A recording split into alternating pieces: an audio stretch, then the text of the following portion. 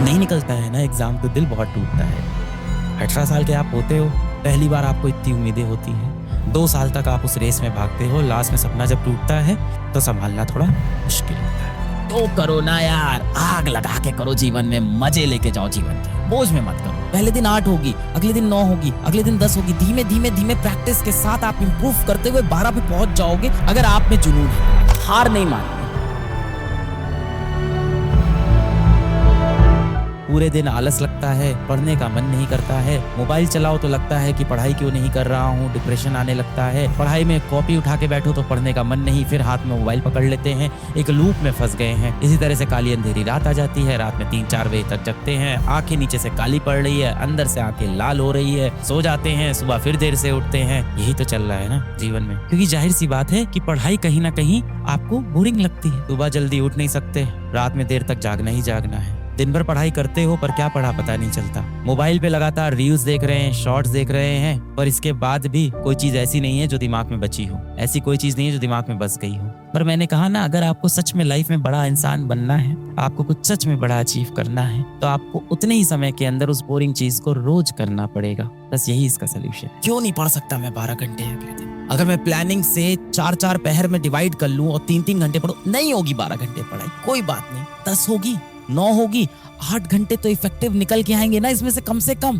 पहले दिन 8 होगी, अगले दिन 9 होगी, अगले दिन 10 होगी। धीमे धीमे धीमे प्रैक्टिस के साथ आप इंप्रूव करते हुए 12 पे पहुंच जाओगे अगर आप में जुनून है बेटा। हार नहीं माननी है, बिल्कुल परेशान मत होइए। जो अभी बात नहीं कर रहा है, सब बात करने वापस आ जाएंगे, सब आ जाएंगे। अपनी सफलता का ऐसा मंजर लाएंगे, वो जहां भी जाएंगे सिर्फ हमें और हमें ही पाएंगे। जीवन एक बार मिलता है, ये साल एक बार आता है यार, इसमें मचा के जाना है, जीवन में कुछ करके जाना है। कोई एग्जिस्टेंस है कि नहीं तुम्हारा? पागलपना ही नहीं है यार तेरे अंदर। तो करो ना यार, आग लगा के करो जीवन में, मजे लेके जाओ जीवन के, बोझ में मत करो। तुम्हें एकदम कायदे से कोई धुन दे एक बार पकड़ के, बस घर पे मम्मी पापा पकड़ के तुमको कायदे से एक बार एकदम बढ़िया एकदम धुन दे, एकदम बढ़िया नींद आए, जिसके बाद रात को एकदम। बैकलॉग का दूसरा नाम है कामचोरी। इसका एक और नाम है, उसको बोलते हैं मक्कारी। इसका एक और नाम है जिसको बोलते हैं 420C। हम रेस दौड़ रहे हैं और वो रेस 400 मीटर की है। 400 मीटर की रेस है तो 400 मीटर दौड़ना पड़ेगा। अब जाहिर सी बात है, हर दिन आप लिमिटेड ही दौड़ सकते हैं, एक लिमिटेड डिस्टेंस है जो हर दिन दौड़ सकते हैं। जिस दिन आप वो डिस्टेंस नहीं दौड़ते हो, वो यार जुड़ जाए। अब आप उसका सोल्यूशन कहते हो कि यार हमें कुछ समरी लेक्चर दे दो यार, तो अंत में तो वो 400 मीटर की ही कहानी है ना यार। आपको रोज मान लेते हैं 20-20 मीटर दौड़ने।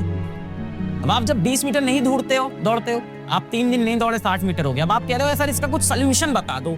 लॉजिकली सोचो, एक बंदे को 400 मीटर दौड़ना है, रोज 20 मीटर, 3 दिन नहीं दौड़ा, 60 मीटर रह गए, क्या सोल्यूशन है? क्या सोल्यूशन है? 60 मीटर रह गए, वहां मंजिल तक पहुंचना, क्या सोल्यूशन है? दौड़ना पड़ेगा भाई साहब वो 60 मीटर। अब उसको रोज 20 की जगह, बहुत सिंपल मैथ्स है, इतनी नहीं आती तुमको, 40 मीटर दौड़ना पड़ेगा, और क्या मैथ लगानी पड़ेगी, 30 मीटर दौड़ना पड़ेगा। बचे हुए दिन में इन डिस्टेंस को ऐड करना होगा, फिर उसको डिवाइड करना होगा, दौड़ना होगा, और कुछ नहीं है। तुम सोच रहे हो नहीं 60 मीटर का कुछ ऐसा हो जाए कि 10 मीटर में काम बन जाए, मैं कुछ हेलीकॉप्टर वगैरह में बैठ जाऊं, नहीं है।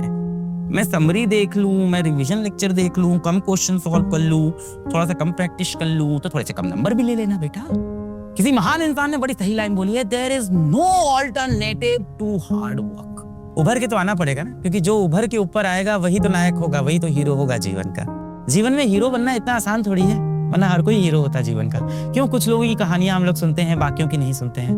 क्योंकि वो कुछ लोग इन कठिन परिस्थितियों के अंदर भी कुछ कमाल कर जाते हैं, कुछ जादू कर जाते हैं। तो अभी तो सच्चाई यही है कि कंपटीशन है, और तुम ऊपर तभी आओगे जब किसी और को नीचे करोगे। यही सत्य है, और ये मतलब बहुत अच्छी चीज नहीं है हमारे एजुकेशन सिस्टम की। अपने माँ बाप को रोता हुआ देखकर एक ही वक्त खुशी होती है बेटा, जिस दिन वो इसलिए रोए कि उनके बेटे ने, उनकी बिटिया ने जिंदगी में मचा दिया, उस दिन बुरा नहीं लगता बेटा। कभी आपके माँ बाप, कभी भी घर के अंदर कभी उनकी आंख में आंसू आ जाए ना, आपको सबसे ज्यादा दर्द होता है। इस जीवन में सबसे पेनफुल चीज क्या है? इस जीवन में सबसे दर्दनाक चीज बेटा ये नहीं है कि कोई लड़की आपको छोड़ के चली गई।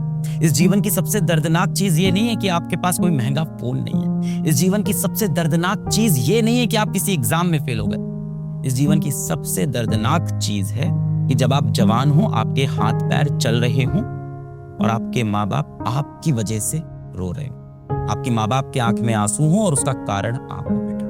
ये सबसे दर्दनाक चीज है, पर यही चीज कभी कभी खुशी देती है। अगर ये आंसू खुशी के हो तो माँ बाप की आंख में आंसू आए मैं होने नहीं दूंगा, पर वो आंसू खुशी के हो तो चलेगा भाई। अगर आप चाहते हो वो मोमेंट लाइफ में क्रिएट करो बेटा, नीट एग्जाम में क्रिएट करो।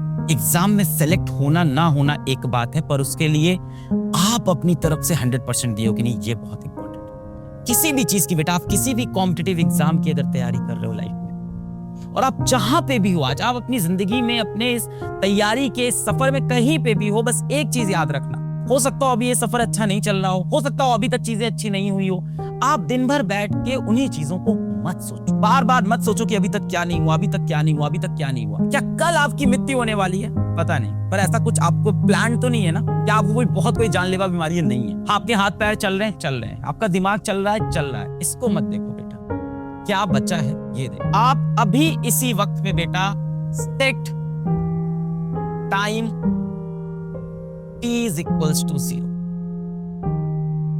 आपके लिए ये प्रॉब्लम अभी शुरू हुई है, अपना टाइम t = 0। इस समय, इस वक्त, आज की क्लास के बाद से युद्ध का शंख बज चुका है। कोई बात नहीं, पिछली बार शंख बजा था, आप नहीं लड़ पाए थे, फिर से एक बार युद्ध का शंख आज बज चुका है। सेट टाइम t = 0 अभी कर दे भाई, सच्चाई से, ईमानदारी से। जब ईमानदारी ना आए भाई, माँ बाप के बारे में सोच, दिल में ईमानदारी अपने आप आ जाएगी। आपके अतीत में बीत गया है, जो आपके पास्ट में बीत गया है, उसको अब आप नहीं बदल सकते। उसके बारे में परेशान होने से कोई फर्क नहीं पड़ने वाला आपके आने वाले जीवन में, पर आपका भविष्य आपके हाथ में है। अपने बीते हुए कल को आप कभी भी सुधार नहीं सकते। जो पल चला गया, जो वक्त चला गया, वो चला गया, अब वो सुधर नहीं सकता। पर आपका आने वाला कल आपके हमेशा हाथ में है, उसे आप सुधार सकते हो। नहीं निकलता है ना एग्जाम तो दिल बहुत टूटता है। 18 साल के आप होते हो, पहली बार आपको इतनी उम्मीदें होती हैं, 2 साल तक आप उस रेस में भागते हो, लास्ट में सपना जब टूटता है तो संभालना थोड़ा मुश्किल होता है। जितने लोगों से आप अपनी प्रॉब्लम्स का सलूशन मांगने जाओगे, उतना वो आपको भटका देंगे। सलूशन एक ही है, बार बार वापस आना, गिव अप नहीं करना, कंसिस्टेंट रहना है।